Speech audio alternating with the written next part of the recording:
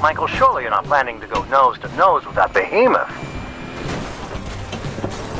Hey everyone, Crow here, and Zen Studios gave me early access to a special game build of Pinball FX that allowed me to try out 3 new tables in the Universal Pinball TV Classics table pack, which is releasing on May 16th, 2024. The 3 tables included are based on Battlestar Galactica, Xena Warrior Princess, and Knight Rider. And man, I was really looking forward to playing Knight Rider, which was one of my favorite shows back in the day. So I wound up playing each of these tables for a couple hours each, and I'll just give you my thoughts on them, starting with the property I was least familiar with, and that would be Battlestar Galactica. Now I know there are a lot of fans of this property out there, but I've never seen any of it. I have no clue what the series is actually about. All I really know is it takes place in space and there are evil robots called Cylons, and that there was an original series that started in the late 70s and it was rebooted sometime in the 2000s. This table itself looks to me like it was based on the reboot, but since I don't really know much about the series, I'd say that many of the references in the table are lost on me. When I started playing, the things that were most noticeable to me were the giant Cylon and the ship that were in the rear of the table. The Cylon does have a bit of interactivity with the ball, and the ship will catch on fire or warp in and out depending on what's going on in the table. Hit it. We have found Cobalt. I really didn't have problems making shots most of the time as I was playing, though the most difficult shot seems to be the ramp up to the Cylon since it requires the use of the upper flipper, and I found it a bit tough to find the right timing for the shot, but other than that, the table flowed very well. At first, I was immediately shooting up the middle of the table to the hole in the middle, as that was what was starting game modes for me, and though you can select which one you wanted to do, the default selected is a fun little mini game focused in the middle of the playfield where you defend your turret from incoming ships. What I didn't realize though was that those aren't the main game modes. Those modes are actually begun by hitting ramps and lanes multiple times, and what's cool about those modes is that the lighting on the table changes depending on the mode you're playing. And you can actually play some of the different types of game modes simultaneously if you activate one while in another, and I always like tables that allow you to do that. One of the things I always try to figure out right away is the skill shot when launching the ball, and here it seemed to be just getting the ball to trigger any of the rollover lanes at the top.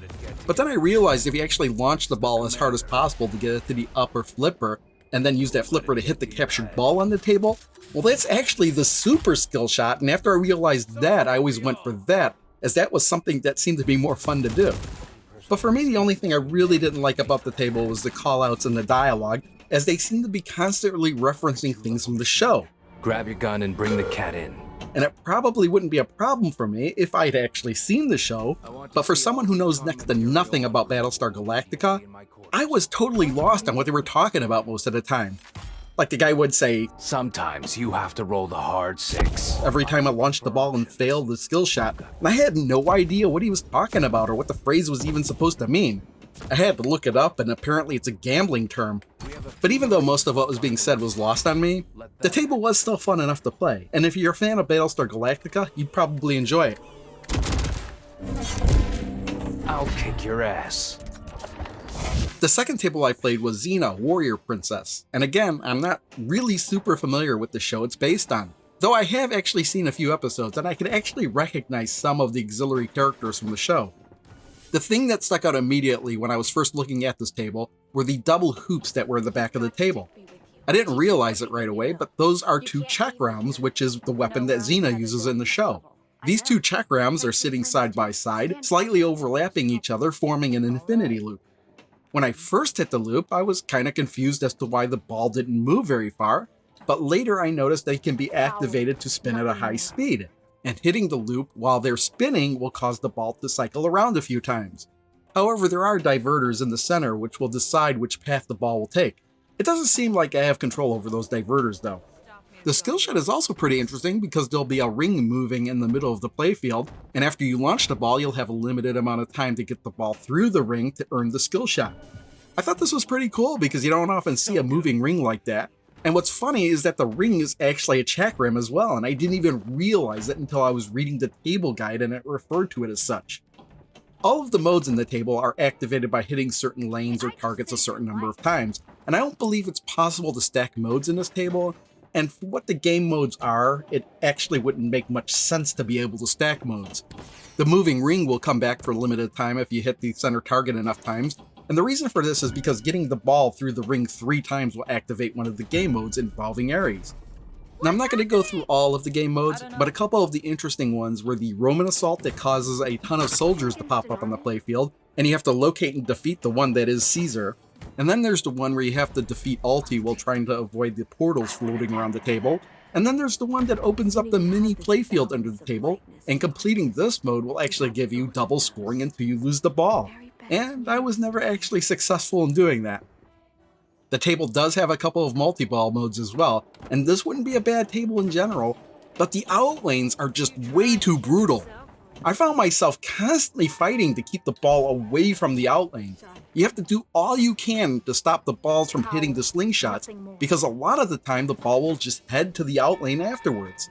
It actually got to be incredibly frustrating, and I'm hoping there will be some sort of patch applied because, wow, this table is just outlane, outlane, outlane. Well, I'm over that. Take him below. The third and final table, and the one I saved for playing last, is Knight Rider, and that's because I really love this show. In fact, I think about a year or two ago I had rewatched the entire series. Now, I was kind of worried that they would take a show I really liked and turn it into a table that I would have some problems with, but you know what? Not only is this the best table in the pack, but to me, this is one of the best tables in Pinball FX to date. Now, I admit, some of this might be because I'm a fan of the show, but this table doesn't have any issues that I'm aware of, and I was thoroughly entertained by progressing through the game modes. The first thing you may notice that they got right is that they got the Knight Rider theme song, and you could switch it to non-licensed music if you want, so you could stream it or make a video of it. But honestly, even though I knew I was going to use this footage in the video, I couldn't not play it with the original theme. Now, the theme doesn't always play, but it plays at just the right moments, and I may try to edit around it so it doesn't trigger a copyright match, but if it does, well, it was worth it, because it's one of the greatest television theme songs of all time. Now, when I actually started playing, I was instantly shocked at how well this played and how the music and all the callouts from Kit were making me feel like I was playing a pinball version of the show. Of course, Kit is on the table, usually hanging out in the upper left-hand corner of the table, and bashing him will cause him to spin out and enable you to start a mission.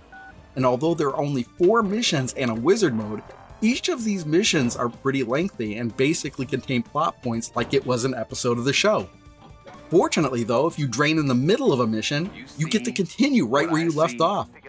These missions have Kit facing off against one of 2 antagonists from the show, Goliath, the super huge truck with armor like Kit, and Car, which was basically an earlier version of Kit but doesn't have the preservation of humans in his programming. Basically, he's a psychopathic Car.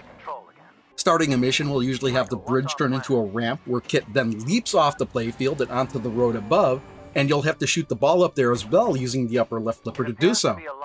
Then, as you're making your shots to advance through the mission, Kit, Car, and Goliath will be playing out the scenarios on the road and sometimes in the playfield. And honestly, the way these things play out is one of the greatest things ever to me. Of course, the game isn't just missions, though there are other modes to activate, such as Scanner Mode and Kit Multi-Ball, but one of the 2 modes that really blew me away was Super Pursuit Mode. May I suggest you try my new Super Pursuit mode? I just thought it was really cool. What impressed me more than that, though, was the Auto Cruise mode, and with that active, Kit will actually take control of the flippers for a short period of time and play for you. And not only that, but a targeting reticle will appear on screen to show what Kit is aiming for, and you can move it with your flippers. I found that to be absolutely unbelievable. I mean, it's not always perfect, and you can disable the mode whenever you want, but it was just impressive to watch. The control is yours again, Mike. I also hadn't mentioned it yet, but I really enjoyed attempting the skill shot in this table as well. It's nothing we haven't seen before, it's just one of those where it's a line of drop targets where the active one keeps switching, and you've got to time your shot to hit the active one. I always liked that kind of skill shot, and in this one, by the time you hit the 3rd level, it's switching really fast, and I think it's just a really fun challenge to start the ball with. The only real negative thing I could say is that there's no Michael Knight on the table. I mean, you'll hear his voice every once in a while, but otherwise it's just Kit and sometimes Car. But I really wasn't expecting to see him at the table anyway, as they'd have to clear David Hasselhoff's likeness. And you know what? Maybe we could just pretend that he's sitting inside Kit, and maybe that's good enough. Michael, We're heading directly toward an extremely steep cliff. Devin sends his regards. I'd rather be turned into a toaster oven than go through this again. And I think we'll wrap up the table pack with that. The clear winner for me is Knight Rider. If you're a fan of Knight Rider, I'd say the entire table pack is worth it just for that table. Battlestar Galactica ain't bad, and it's probably even better if you're familiar with the show. Xena probably wouldn't be bad either if the ball wouldn't stop draining in the outlanes all the time. Maybe it's just that I'm really bad at the table, but I really think something needs adjusting. But who knows, maybe by the time it's released it'll be all good. At the time I'm making this video, I don't have a clue what the asking price for this table is going to be, but going off of the previous licensed triple table packs, I guess it'd be around $14.99 USD. And honestly, if it were me, I'd get it just for Knight Rider. I just like the table that much.